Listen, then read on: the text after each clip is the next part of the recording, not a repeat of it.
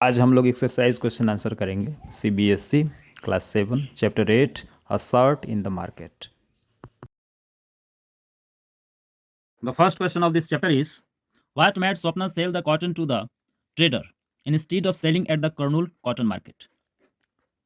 अर्थात किस कारण स्वप्ना ने लोकल ट्रेडर को ही अपना कॉटन बेचना स्टार्ट किया था, जबकि वह कर्नूल कॉटन मार्केट में नहीं बेचती थी. कर्नूल कॉटन मार्केट में बेचने के बदले में स्वप्ना ने ट्रेडर को, अर्थात गांव के उस लोकल व्यापारी को, अपना कॉटन क्यों बेचा, अपनी कपास क्यों बेची?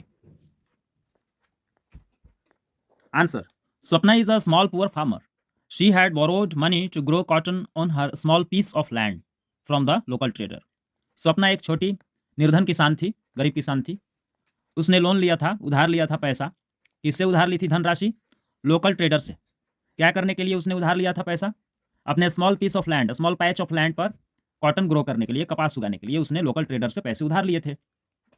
The trader gave a condition to Swapna that she would sell all her cotton to the trader only.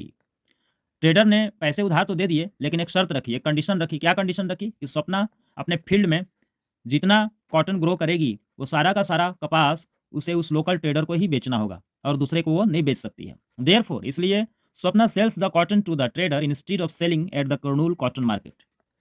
इसलिए स्वप्ना कर्नूल कॉटन मार्केट में कॉटन बेचने के बदले, अर्थात वहां नहीं बेच करके, ट्रेडर को ही अपना सारा कॉटन जो उसके खेत में उपजता था, वो सारा कपास ट्रेडर को बेच दिया करती थी. Next and the last question of this exercise is, describe the condition of employment as well as the wages of workers in the garment exporting factory. Do you think the workers get a fair deal?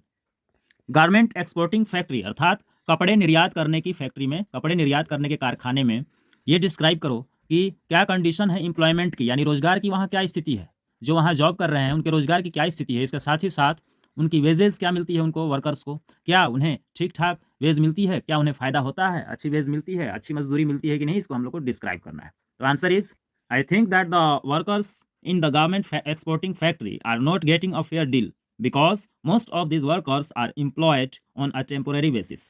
Their wages are fixed according to their skill.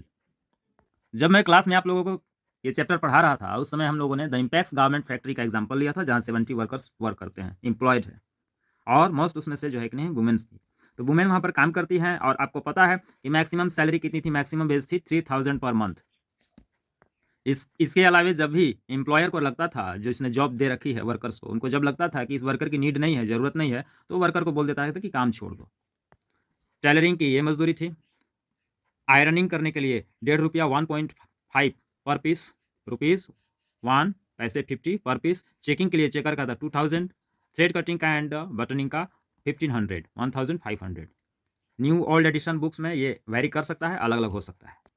तो मैं समझता हूँ कि garment exporting factory में जो worker काम कर रहे हैं, उनको फेयर डील नहीं मिल रही है, वो लाभ में नहीं है, क्योंकि ये वर्कर्स जो है टेम्पोररी बेस पर हैं, काम करते हैं, परमानेंट उनको जॉब नहीं मिली है.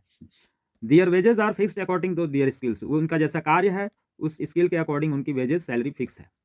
और वर्किंग आवर्स भी बहुत ज़्यादा है, अप्रॉक्स 12 आवर्स, लगभग 12 घंटे उनसे काम करवाया जाता है. द एम्प्लॉयर्स, जब एम्प्लॉयर्स को यानी नियोक्ता को जब महसूस होता है, अनुभव होता है कि इस वर्कर की मुझे ज़रूरत नहीं है, the worker ask to leave the job, तो उस मजदूर को, उस वर्कर को बोल दिया जाता है कि काम छोड़ दो. डियर स्टूडेंट्स, इस प्रकार से important exercise question answer complete हुए. आप अपनी नोटबुक में इसको अच्छे गुड राइटिंग में नोट कर लेना और अच्छे से याद भी कर लेना. तब तक के लिए थैंक यू.